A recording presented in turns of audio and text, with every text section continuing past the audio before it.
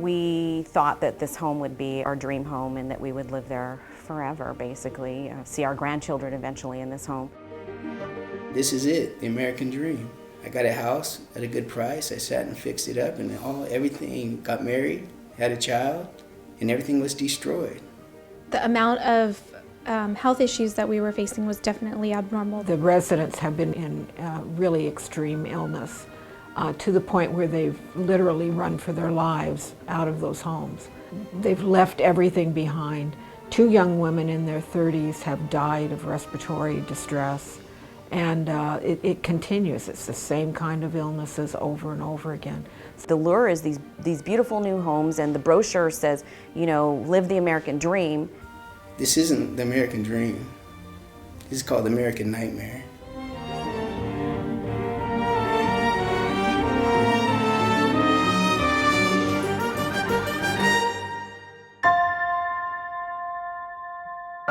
My name is Jennifer Muniz, and my husband Javier and myself moved into our home in Autumnwood on March 17, 2006. My husband and I bought our home in, actually it was December 2005, but we didn't close escrow and move in because it was new construction until March of 2006. So my name is Thomas Ciccarelli.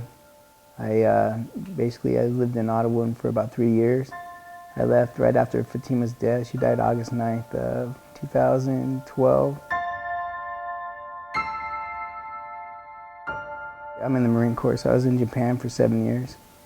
And then I moved here by myself, and I found the house. And at the time, it was a good deal. So I moved in. The house was trashed.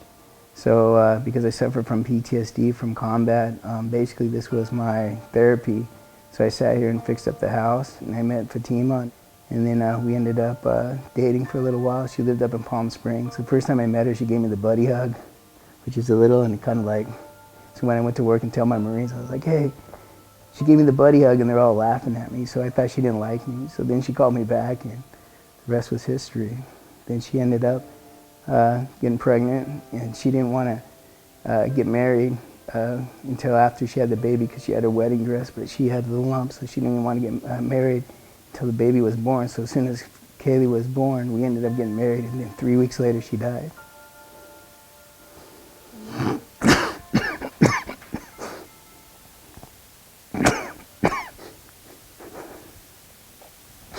Sorry. The homes in Wildemar and Autumnwood have some kind of chemical contamination. When you walk into the home, you can smell it, you can feel it. That odor that we'd smelled it in the kitchen area by our kitchen island. Simultaneously outside, we also noticed that there was this white substance that was coming through the ground. There's multiple sources of contamination going on. It is groundwater and the route it's taking, and I think it is contaminated soil that's been brought in as fill. We noticed off and on that we were experiencing increased illness and exacerbated allergies. Our tongues started to swell. Rashes, continuous sinus infections, nosebleed, hair loss, severe joint pain.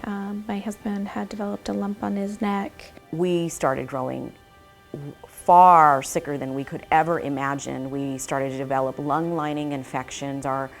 My face would swell. A child of mine was hospitalized, had to have his appendix removed suddenly, had to have multiple sets of ear tubes put in from constant postnasal drip.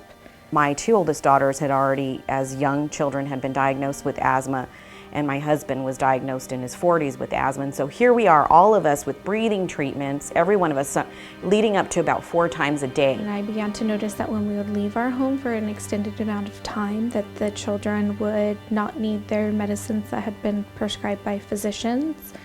And when we would return to our residence, then they would need those medications again. I had an episode, a couple of episodes before we fled, where I was asleep and my body was not breathing. It woke me up. My eyes were open, my brain was awake, but my lungs were not working. In her lungs were filling up with fluid, and all that she had left were these 2 little, they're like white where she was getting air. The rest of it, I mean, her lungs were filling up so fast that the doctors didn't know what was going on. DTSC is the agency that should investigate these types of situations. In this situation, there isn't an obvious source, and so they're hesitant to respond because it means they're going to have to pay for it. DTSC, it's frustrating because we're coming to them, they specialize in this, we need your help, there's something there, people are sick, 2 women have died. It's not just loss of life, but it's loss of houses, finances. It feels like they're putting a price tag on people's lives. It's something in the soil here that is making people sick, and what they find here could be a matter of life and death.